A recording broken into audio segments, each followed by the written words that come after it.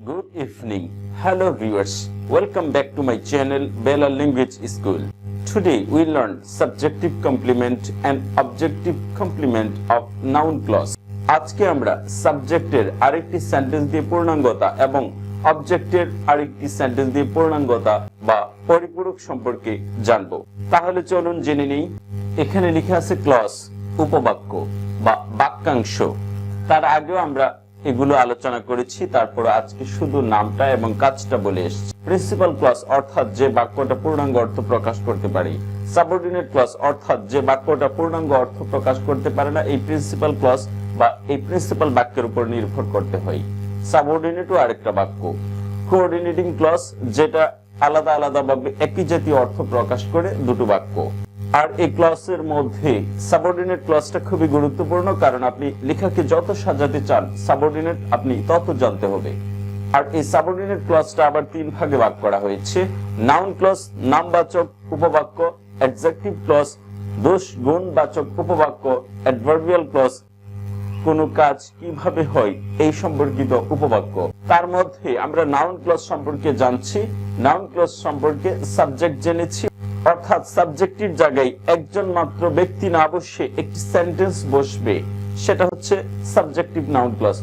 Objective noun clause অর্থাৎ আমরা জানি অবজেক্ট একটি মাত্র নাম দিয়ে হয়, কিন্তু এখানে অবজেক্ট একটি নাম না দিয়ে একটি সেন্টেন্স দ্বারা অবজেক্ট বোঝাবে, অর্থাৎ অবজেক্ট যেখানে বসে সেখানে পুরো একটি সেন্টেন্স বসবে। এই দুইটা আমরা জেনেছি। আর এখন আমরা জানবো কমপ্লিমেন্ট। কমপ্লিমেন্ট আবার দুই রকমের হয়, একটা হচ্ছে সাবজেক্টিভ কমপ্লিমেন্ট আর একটা হচ্ছে অবজেক্টিভ কমপ্লিমেন্ট। সাবজেক্টিভ কমপ্লিমেন্ট হচ্ছে সাবজেক্ট যা থাকবে সেইটাকে আরো স্পষ্ট বোঝানোর জন্য ভার্বের পরে আরেকটা সেন্টেন্স আসবে যেটা দ্বারা সাবজেক্টকেই বোঝাবে। আর অবজেক্টিভ কমপ্লিমেন্ট দ্বারা অবজেক্ট যে আসবে একটি শব্দে, সেই শব্দটাকে বোঝানোর জন্য আরো একটি সেন্টেন্স এটার পরিপূরক হিসেবে কাজ করবে বা এটার পক্ষে কাজ করবে, সেটি হচ্ছে অবজেক্টিভ কমপ্লিমেন্ট। আর অ্যাপোজিশনটা আমরা পরবর্তী ক্লাসে আলোচনা করব। তাহলে আজকে আলোচনা করছি কমপ্লিমেন্ট দুই রকমের, সাবজেক্টিভ এবং অবজেক্টিভ। একটি বাক্যের মধ্যে অনেকগুলো ছোট ছোট বাক্য থাকবে, সেগুলোকে বলা হয় উপবাক্য বা বাক্যাংশ।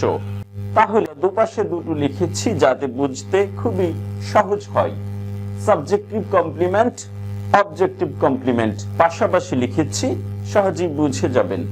আর বাংলা অর্থ সহ তো বলবই। কর্তা মানে একটি সেন্টেন্সে যে কাজ করে সে হচ্ছে কর্তা। যেমন আমি ভাত খাই, আমি হচ্ছি কর্তা। তাহলে এই আমিটাকে আরো একটি সেন্টেন্স এসে আরো স্পষ্ট বুঝাবে যে আমিটা আসলে কে। আবার অবজেক্টিভ কমপ্লিমেন্ট, আমি ভাত খাই, এখানে আমি সাবজেক্ট, খাই ভার্ব, ভাত হচ্ছে অবজেক্ট। তাহলে এই ভাত এটা কি বা কোন কোম্পানির চাউল, এটা স্পষ্ট করার জন্য আরো একটি সেন্টেন্স আসবে, সেটাই হচ্ছে অবজেক্টিভ কমপ্লিমেন্ট। তাহলে কর্তার পরিপূরক বা পূর্ণাঙ্গতা, কর্মের পরিপূরক বা পূর্ণাঙ্গতা। অবজেক্ট মানে কর্ম। প্রথমে আমি এখানে সেন্টেন্স লিখেছি, এই সেন্টেন্সে বাক্য আকারে দেইনি, শব্দ আকারে আগে দিয়েছি যাতে বুঝতে পারেন। এখানে লিখেছি জাফরি ইজ গুড, জাফরি ভালো।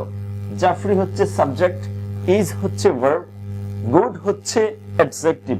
তাহলে এই গুড দ্বারা এই জাফরিকে বুঝিয়েছে, তাহলে এই গুড দ্বারা এই জাফরিকে বুঝিয়েছে। তাহলে আরো একটি সেন্টেন্স আসবে এভাবে, যেই সেন্টেন্স দ্বারা এই সাবজেক্টকেই বুঝাবে।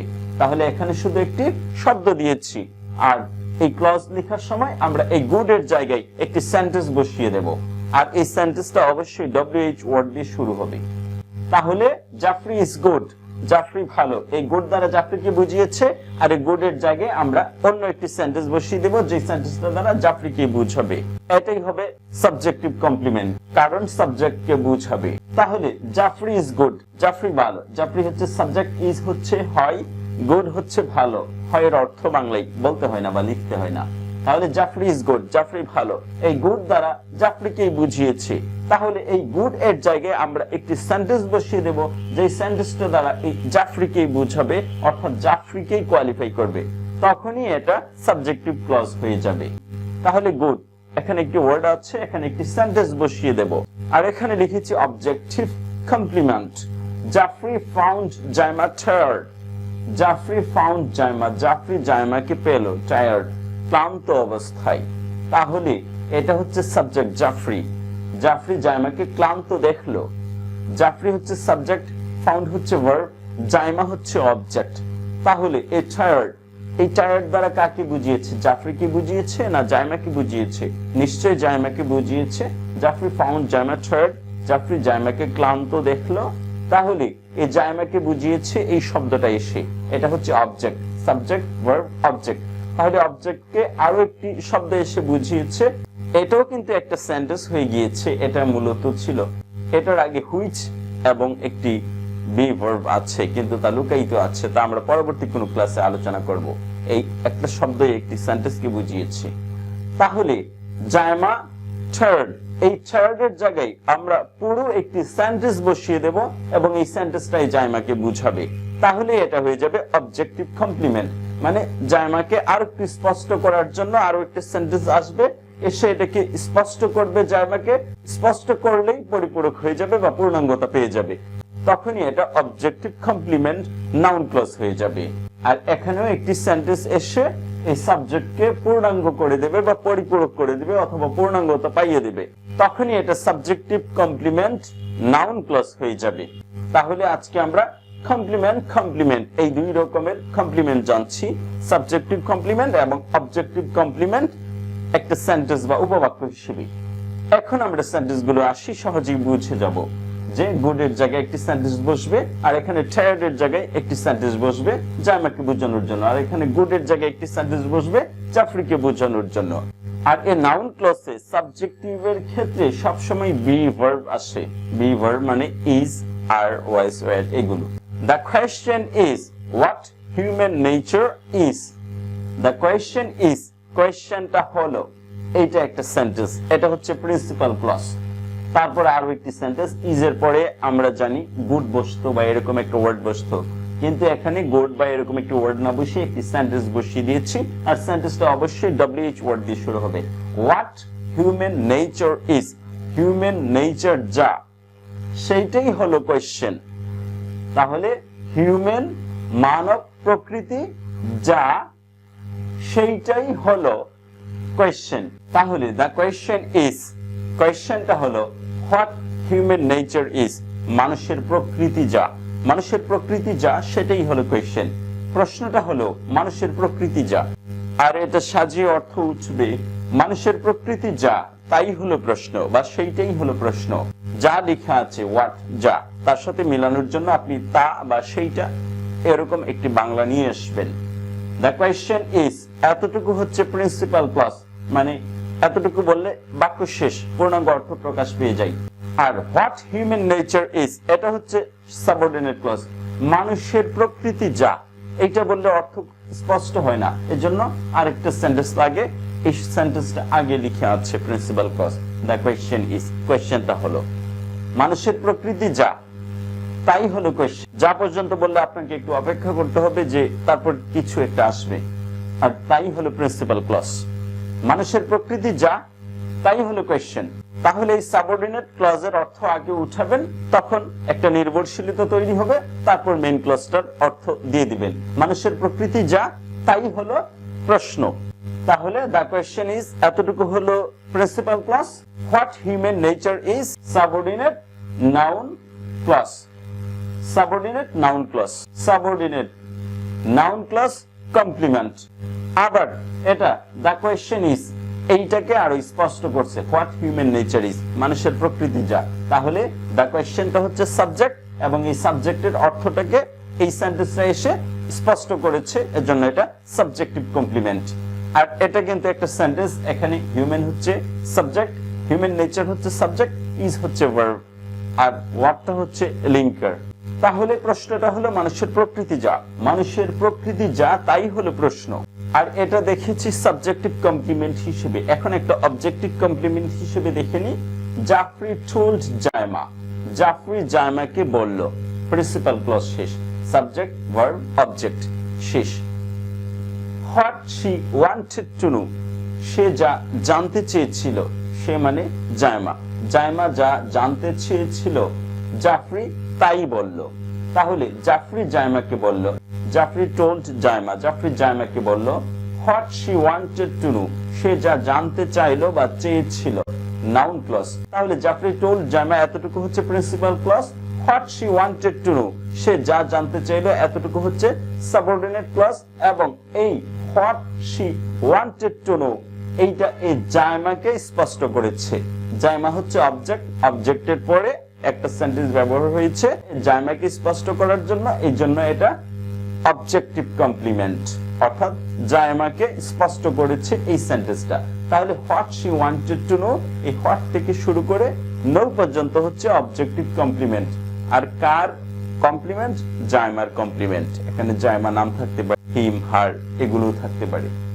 জাফরি জাইমাকে বলল সে যা জানতে চাইলো, সাজিয়ে বললে হবে জাইমা যা জানতে চাইলো জাফরি তাকে তাই বলল। সাজিয়ে আপনি যেভাবে অর্থটা উঠাতে পারেন। তাহলে জাফরি টোল্ড জাইমা এতটুকু হচ্ছে principal clause. What she wanted to know এতটুকু হচ্ছে সাবঅর্ডিনেট ক্লজ। আর এখানে অবজেক্ট হচ্ছে জাইমা। এখন জাইমার পরে একটা সেন্টেন্স এসে জাইমাকে আরো স্পষ্ট করেছে, এর জন্য এটা অবজেক্টিভ কমপ্লিমেন্ট। কিভাবে স্পষ্ট করেছে আবার দেখুন। জাফরি টোল্ড জাইমা, জাফরি জাইমাকে বলল। What she wanted to no, যা জাইমা জানতে চেয়েছিল। তাহলে জাইমাকে স্পষ্ট করেছে, জাইমা জানতে চেয়েছিল। তারপরের সেন্টেন্সটিতে আসুন। This is what Jafri said, what Jafri said, Jafri যা বলল। দিস ইজ এইটা হলো ওইটা, জাফরি যা বলল এইটা হলো ওইটা। তাহলে হোয়াট জাফরি সেইড, জাফরি যা বলল এইটাই হলো ওই দিস। তাহলে এই সাবজেক্টকে কমপ্লিমেন্ট করেছে, মাঝখানে ভি ভার্ব আসছে। আর ভি ভার্ব পর্যন্ত প্রিন্সিপাল ক্লজ, বাকিটা হচ্ছে সাবঅর্ডিনেট ক্লজ। আর এই সেন্টেন্সটা দিয়ে, এই উপবাক্যটা দিয়ে এই দিসকে স্পষ্ট করেছে, মানে সাবজেক্টকে আরো স্পষ্ট করেছে। এর জন্য এটা subjective complement. Principal clause, subordinate, noun clause, complement. তাহলে অর্থটা একটু দেখে নিচ্ছি। দিস ইজ এইটা হলো হোয়াট জাফরি সেড, জাফরি যা বলল। জাফরি যা বলল এইটা হচ্ছে সেইটা। আর এখানে অবজেক্টিভ কমপ্লিমেন্টে দেখুন, Jafri can give me what I want. Jafri can give me, Jafri আমাকে দিতে পারে। এতটুকু হচ্ছে principal clause. What I want, আমি যা চাই, এটা হচ্ছে সাবঅর্ডিনেট ক্লজ। আর এই হোয়াট আই ওয়ান্ট এটা হচ্ছে মি কে স্পষ্ট করেছে। জাফরি ক্যান গিভ, জাফরি দিতে পারে, মি আমাকে, হোয়াট আই ওয়ান্ট আমি যা চাই। তাহলে আমাকে, আমি যা চাই। তাহলে এটা স্পষ্ট করেছে অবজেক্টটাকে, এর জন্য objective complement, noun clause. Jafri আমাকে দিতে পারে, আমি যা চাই। আমি যা চাই জাফরি তা আমাকে দিতে পারে। সাজিয়ে নিলে এভাবে অর্থ হবে। তাহলে এটা হচ্ছে নাউন ক্লজ। তাহলে এটা হচ্ছে অবজেক্টিভ কমপ্লিমেন্ট, নাউন ক্লজ। এখানে যতটুকু পার্ট নীল দাগ দেয়া আছে সেই পার্টটাই অবজেক্টিভ কমপ্লিমেন্ট। আর এখানে যতটুকু পার্ট নীল দাগ দেয়া আছে সেই পার্টটাই বা অংশটাই সাবজেক্টিভ কমপ্লিমেন্ট। তাহলে এখানে লেখা আছে the fact is that she stole the money. The fact is ঘটনাটা হলো, that she stole the money সে টাকাগুলো চুরি করলো। তাহলে the fact is principal clause. That he stole the money সে যা চুরি করলো বা সে যেইটা চুরি করলো, দ্যাট মানে ওইটা বা যেইটা। তাহলে দ্য ফ্যাক্ট ইজ এতটুকু হচ্ছে প্রিন্সিপাল ক্লজ। আর পরের অংশটা হচ্ছে সাবঅর্ডিনেট ক্লজ। আর এই অংশটা এসে দ্য ফ্যাক্ট যেটা ঠিক সেইটাকে বুঝিয়েছে। কিভাবে বুঝিয়েছে? দ্য ফ্যাক্ট ইজ ঘটনাটা হলো that he stole the money সে যেই টাকাগুলো চুরি করলো সেইটাই হলো ঘটনা, মানে একই জিনিস বুঝিয়েছে। সাবজেক্ট যে ঘটনাটা বুঝিয়েছে এই সেন্টেন্সটি ঠিক একই ঘটনা বুঝিয়েছে, এর জন্য এটা সাবজেক্টিভ কমপ্লিমেন্ট। আর এই সেন্টেন্সটা দেখুন, you may show me whatever I like. You may show me তুমি আমাকে দেখাতে পারো, সেন্টেন্স শেষ। এটা হচ্ছে principal clause. Whatever I like আমি যা চাই। তাহলে ইউ ক্যান শো মি তুমি আমাকে দেখাতে পারো হোয়াট এভার আই লাইক আমি যা চাই। তাহলে মি আমাকে দেখাতে পারো আমি যা চাই। এই মি কে স্পষ্ট করেছে, এই অবজেক্টকে কমপ্লিট করেছে একটি সেন্টেন্স এসে, এর জন্য এটা অবজেক্টিভ কমপ্লিমেন্ট এবং noun clause. You may show me whatever I like. You may show me তুমি আমাকে দেখাতে পারো হোয়াট এভার আই লাইক আমি যা চাই। Whatever I like you may show me আমি যা চাই তা তুমি আমাকে দেখাতে পারো। দিস ইজ এইটা হলো why I came here আমি যে কারণে এখানে এসেছি বা আসলাম। এইটা হলো সেইটা যে কারণে আমি এখানে আসলাম। আমি যে কারণে আসলাম এইটা হচ্ছে সেইটা। দিস ইজ এতটুকু হচ্ছে principal clause. why I came here এটা হচ্ছে সাবঅর্ডিনেট ক্লজ, আর এইটা দ্বারা এই দিসটাকে বুঝিয়েছে, মাঝখানে ভি ভার্ব এসছে, এজন্য এটা subjective complement of noun clause. This is এইটা হলো why I came here, আমি যে কারণে এখানে আসলাম, আমি যে কারণে এখানে আসলাম এইটা হচ্ছে সেইটা। I forgot Jack, আমি জ্যাককে ভুলে গেলাম।